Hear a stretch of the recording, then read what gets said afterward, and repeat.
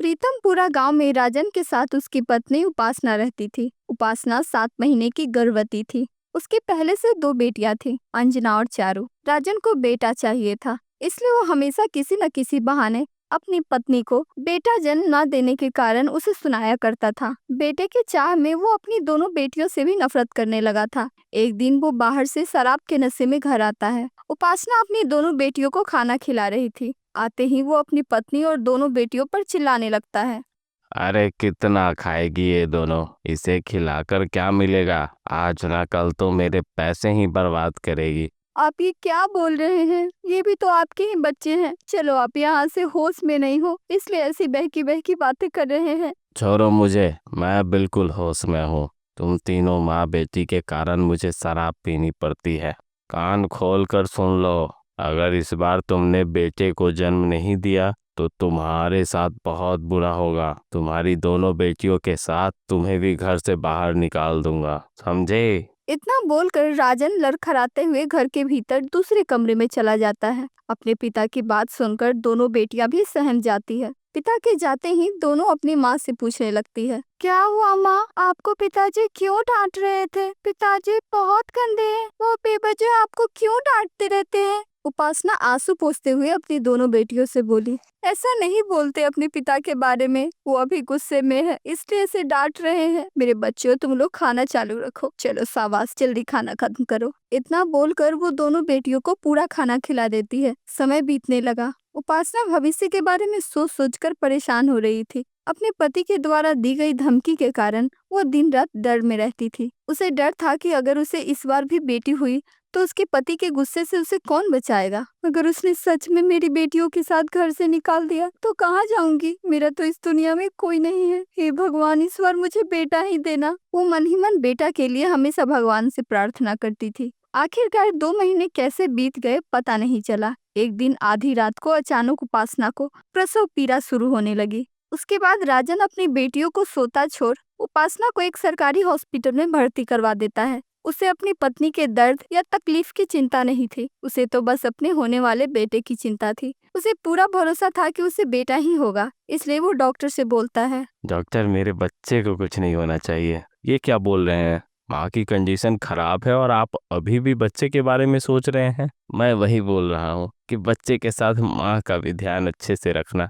उपासना को बहुत दर्द हो रहा था, इसलिए डॉक्टर राजन की बात को अनसुना करके उपासना को देखने चला जाता है। थोड़ी देर बाद ही वो फिर से एक बेटी को जन्म देती है। डॉक्टर जब राजन को ये खुशखबरी देता है तब वो गुस्से से लाल हो जाता है और उस बच्ची को ना तो गोद में लेता है और ना ही उसकी तरफ देखता है, बस उपासना को सुनाने लगता है। तुमसे बोला था ना मुझे बेटा चाहिए। किसी काम की नहीं हो तुम, एक बेटा नहीं दे सकी। अब अपनी मनहूस शकल मुझे कभी मत दिखाना। तुम्हारी दोनों मनहूस बेटियों को मैं तुम्हारे पास छोड़ दूंगा। संभालते रहना अपनी औलादों को। इतना बोलकर वो गुस्से से तिलमिलाते हुए वहां से चला जाता है। थोड़ी देर बाद एक बार फिर से वो तूफान की तरह अपनी दोनों बेटियों को हॉस्पिटल लेकर आता है। ये लो, संभालो अपनी मनहूस बेटियों को। अब दोबारा कभी अपनी शकल मत दिखाना मुझे। आज से तुम्हारा मेरा रिश्ता खत्म। मेरे घर के दरवाजे तुम सबके लिए बंद रहेंगे, इसलिए अब दोबारा कभी मेरे घर में आने की कोशिश मत करना, वरना धक्के मारकर बाहर निकाल दूंगा। लेकिन इस हालत में कहाँ जाऊंगी? ये भी तो आपके ही बच्चे हैं, कहाँ रहेंगे? मेरे बारे में ना सही, कम से कम अपने बच्चों के बारे में तो सोचो। वो कहाँ जाएंगे, कैसे रहेंगे? मुझे कुछ नहीं सोचना है। जहाँ जाना है जाकर मरो, मुझे क्या। मेरा तो तुम लोगों से कोई लेना देना नहीं है। इतना बोलकर राजन एक बैग के साथ साथ अपनी दोनों बेटियों को उपासना के पास छोड़कर वहां से चला जाता है। ना तो उसे अपनी पत्नी की हालत पर तरस आता है और ना ही अपनी नवजात बच्ची के बारे में कुछ सोचता है। उपासना अपनी बेटियों को संभालते हुए रोने लगती है। उसे कुछ समझ नहीं आ रहा था कि इस हाल में अकेली बच्ची को लेकर कहाँ जाएगी। जिस डॉक्टर ने उपासना की डिलीवरी करवाई थी वो दूर खड़ा होकर यह सब कुछ देख रहा था। उसे रोता हुआ देखकर उसके पास जाता है और सारी बात जानने की कोशिश करता है। उपासना डॉक्टर को सब कुछ बता देती है। डॉक्टर सारी बात जानने के बाद हैरान हो जाता है। कितना निर्दयी पति है तुम्हारा। अपनी ही बेटियों से भला कौन इतनी नफरत करता है। खैर, तुम चिंता मत करो, ये सरकारी हॉस्पिटल है, तुम्हें कोई फीस नहीं देनी पड़ेगी। कोशिश करूंगा तुम्हारी दवाई भी फ्री में दिलवा दूं। ये लो पैसे, कुछ खा पी लेना। जब तक ठीक से स्वस्थ नहीं हो जाती तुम यहाँ अपनी बेटियों के साथ रह सकती हो। इतनी बातें सुनने के बाद वो थोड़ी राहत की सांस लेती है, लेकिन उसकी चिंता अभी भी दूर नहीं हुई किसी तरह 5 दिन तक वो हॉस्पिटल में अपनी बच्चियों के साथ रहती है। 5 दिन बाद जब उसे थोड़ा बेहतर महसूस होता है तब वो वहाँ से बाहर जाकर रहने का कोई ठिकाना ढूंढना चाहती थी। इसलिए वो अपनी नवजात बच्ची को गोद में लेकर अपनी दोनों बेटियों के साथ हॉस्पिटल से बाहर जाने लगती है। तभी कमजोरी के कारण अचानक वो बेहोश होकर गिर जाती है। ये देख डॉक्टर भागता हुआ उसके पास आता है। तुम्हें बहुत कमजोरी है, मैंने बोला था ना अभी आराम करो। डॉक्टर साहब, आपकी मेहरबानी से मैं यहाँ बिना किसी चिंता के रुक गई। मेरे दुख को मेरे पति ने नहीं समझा, लेकिन आपने मेरी तकलीफ समझकर यहाँ रुकने दिया। लेकिन मैं यहाँ कब तक रहूंगी? कोई ना कोई ठिकाना तो ढूंढना ही पड़ेगा जहाँ मैं अपनी बच्चियों के साथ रह सकूं। लेकिन तुम अकेले इस हालत में कहाँ जाओगी? इतनी बड़ी दुनिया है डॉक्टर साहब, कहीं ना कहीं तो चली जाऊंगी। इस हालत में कहीं भी जाना तुम्हें और तुम्हारी बेटियों के लिए सही नहीं है। क्या पता किसी गलत हाथ में चली गई तो वो तुम्हारी बच्चियों के साथ क्या करेंगे। भगवान मालिक है, इसलिए तुम कहो तो मेरी पहचान का एक आदमी है जिसके साथ तुम सुरक्षित होकर रह सकती हो। डॉक्टर साहब, आप बहुत दयालु हैं, वरना आज के समय में दूसरों के लिए कौन इतना सोचता है। लेकिन मैं आपको और ज्यादा तकलीफ नहीं देना चाहती। इसमें तकलीफ की कोई बात नहीं है। मैं तुम्हें फ्री में रहने के लिए नहीं बोल रहा। वो आदमी अकेला रहता है, उसके घर की देखरेख और खाना बनाने के लिए एक आदमी की तलाश है, और मुझे लगता है तुम ये काम अच्छे से कर सकती हो। और मेरे कहने पर वो तुम्हें रहने के लिए कमरा दे देंगे, तुम्हारा भी गुजारा अच्छे से हो जाएगा। उपासना को डॉक्टर की बात बहुत अच्छी लगी। वैसे भी उसके पास रहने का कोई ठिकाना नहीं था, इसलिए वो खुशी खुशी इस बात के लिए राजी हो जाती है और अपनी दोनों बेटियों के साथ उस आदमी के घर रहने लगती है। वहीं रहकर वो अपने मालिक के घर का काम भी करती थी और अपनी बेटियों को भी पढ़ाती थी। अब तो वो पहले से भी ज्यादा अच्छा जीवन जी रही थी। इधर राजन उपासना को छोड़ने के बाद प्रीति नाम की लड़की से शादी कर लेता है और दोनों एक साथ उसी घर में रहने लगते हैं। कुछ दिन बाद प्रीति गर्भवती हो गई। ये सुनकर राजन बहुत खुश हुआ। वो प्रीति का बहुत अच्छे से ध्यान रखता था, प्रीति को घर के काम में भी मदद करता था और वो रोज उसके लिए बाजार से हरी पत्तेदार सब्जी और फल लेकर आता था और प्रीति को खिलाया करता था। आखिरकार 9 महीने बाद उसकी डिलीवरी का दिन भी आ गया। वो प्रीति को कोई सरकारी हॉस्पिटल में नहीं बल्कि एक बहुत अच्छे प्राइवेट हॉस्पिटल में लेकर जाता है। आखिरकार प्रीति एक बेटे को जन्म देती है, जिसे देखने के बाद राजन की खुशी का ठिकाना नहीं था। मैं बता नहीं सकता प्रीति, मैं कितना खुश हूँ। आज तुम्हें मेरे जीवन की सबसे बड़ी खुशी दे दी, जिसके लिए मैं न जाने कब से तरस रहा था। राजन पूरे हॉस्पिटल में मिठाई बंटवा देता है। उसके बाद अपने बेटे और पत्नी को लेकर घर चला जाता है। घर पहुंचकर राजन अपनी पत्नी को बोला, तुमने मुझे इतना प्यारा बेटा दिया है, बोलो तुम्हें क्या चाहिए। मैं आज बहुत खुश हूँ, जो मांगना है मांग लो। अगर आप इतना ही खुश हो तो मुझे सोने का हार दिलवा दो। बिल्कुल दिलवाऊंगा, तुम ठीक हो जाओ, उसके बाद मेरे साथ बाजार चलना, तुम्हारे पसंद की हार खरीद दूंगा। राजन के पास पैसों की कमी नहीं थी, इसलिए वो अपनी पत्नी के साथ साथ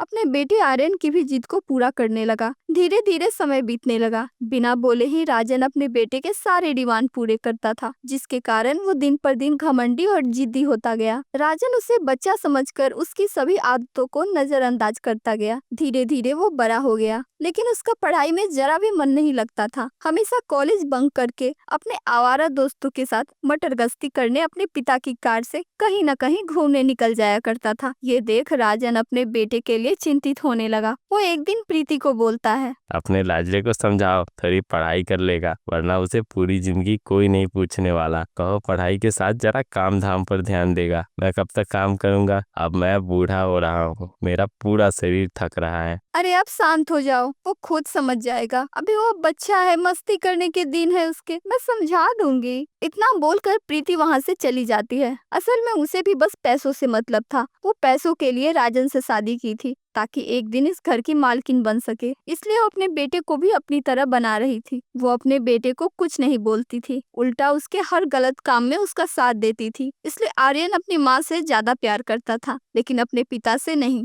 कुछ समय बाद आर्यन पढ़ाई को बीच में छोड़ देता है और अचानक एक दिन अपने कॉलेज की एक लड़की मिताली से मंदिर में शादी करके उसे घर लेकर आता है। ये देख पहली बार उसके पिता अपने बेटे पर गुस्सा करते हैं। ये क्या तरीका है आर्यन, तुमने हमसे बिना पूछे शादी कर ली। कौन है ये लड़की? मैं इसे अपने घर में नहीं रखूंगा। ये मेरी कॉलेज की दोस्त है और अब मेरी पत्नी। क्यों नहीं रखेंगे आप? ये आपकी बहू है, रखना तो पड़ेगा। इतनी बातें हो ही रही थी तभी उसकी माँ प्रीति वहाँ आ जाती है। उसके बाद राजन उससे सारी बात बता देता है। अब जाने दो ना, बच्चे ने गलती कर दी तो क्या करेंगे, आने दो इन्हें अंदर। इतना बोलकर प्रीति अपने बेटे बहू को अंदर लेकर आती है। अब ना चाहते हुए भी राजन उसे स्वीकार कर लेता है। सभी एक साथ आराम से रहने लगते हैं। तभी कुछ दिन बाद राजन की तबीयत अचानक खराब हो जाती है। उसके बाद उसका बेटा आर्यन उसका कारोबार संभालने लगता है, पूरे पैसे अपने कब्जे में कर लेता है। अब उसका बेटा अपने पिता के इलाज के लिए 1 रुपए भी खर्च नहीं करना चाहता था। उसकी पत्नी भी अपने बेटे का ही साथ देती थी, क्योंकि राजन के पास अब कुछ नहीं था। एक दिन आर्यन और उसकी पत्नी मिलकर राजन को घर से निकाल देते हैं। बेटे बहू का ऐसा बर्ताव देखकर उसे बहुत दुख हुआ। इस समय प्रीति भी उसका साथ नहीं दे रही थी। वो अपने बेटे को इस काम के लिए जरा भी नहीं डांटती है, ना ही राजन को घर से बाहर जाने से रोकती है। अब राजन को अपनी पहली पत्नी उपासना पर किए एक एक अत्याचार याद आ रहे थे। मैं भी कितना गलत किया था उपासना और अपनी बच्चियों के साथ। ना जाने वो सब कहाँ होंगे। मुझे मेरे पापों की सजा मिल रही है। घर होने के बावजूद भी वो दर दर की ठोकरें खा रहा था। कभी मंदिर तो कभी स्टेशन पर उसका समय बीतने लगा। इतना पैसा होने के बावजूद भी आज उसके हाथ में कुछ नहीं था। एक दिन वो रास्ते में चलते चलते बेहोश होकर गिर जाता है। वहीं पास से उपासना अपनी तीनों बेटियों के साथ गाड़ी में जा रही थी। उपासना राजन को देख लेती है। सभी गाड़ी से उतरकर राजन के पास जाते हैं। अपने पिता को देखकर अंजना और चारू और उसकी छोटी बेटी निशा गुस्से में अपने पिता को वहीं छोड़कर जाने लगती है। ये देख उपासना बोली, बेटा ऐसा नहीं करते, तुम तीनों का गुस्सा गलत नहीं है, लेकिन अब तुम सब एक डॉक्टर भी हो और डॉक्टर का फर्ज बनता है मरीज की जान बचाना, इसलिए उसे मरीज समझकर उसकी जान बचा लो। इतना समझाने के बाद वो तीनों बहनें राजन को उठाकर गाड़ी में डालती है और उसी सरकारी हॉस्पिटल में लेकर जाती है जहां वो सबको छोड़कर चला गया था। अंजना और चारू पढ़ लिख कर डॉक्टर बन गई थी और उसकी छोटी बहन नर्स थी। तीनों मिलकर उसी हॉस्पिटल में सबका इलाज करती थी और जरूरतमंद की मदद भी करती थी। राजन का इलाज करने के बाद जब उसे होश आता है तब अपने सामने उपासना को देखकर हैरान हो जाता है और जब उसे पता चलता है कि उसका इलाज करने वाली कोई और नहीं उसकी खुद की तीनों बेटियां हैं, ये सुनकर उसे बहुत खुशी होती है और उसके बाद वो उपासना से माफी भी मांगता है। मुझे माफ कर दो उपासना। आज मुझे मेरे ही कर्मों की सजा मिल रही है। मैंने कितना गलत किया तुम सबके साथ, लेकिन इतना कुछ होने के बाद भी आज तुम लोगों ने मेरी जान बचा ली। मैं कितना बदनसीब बाप हूँ जो इतनी प्यारी बच्चियों को मरने के लिए छोड़ दिया। मैं अपने कर्मों की सजा भुगत रहा हूँ। मुझे मरने की भी कोई चिंता नहीं है। बस मरने से पहले मेरी इच्छा थी कि तुम सबको अपनी नजरों से एक बार देख लूं। आज भगवान ने ये इच्छा भी पूरी कर दी। अब मुझे मरने में कोई तकलीफ नहीं होगी।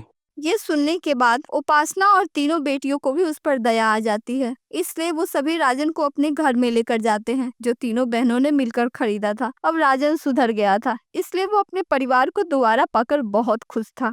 अगर आपको वीडियो अच्छा लगा तो वीडियो को लाइक करें और चैनल को सब्सक्राइब कर दें।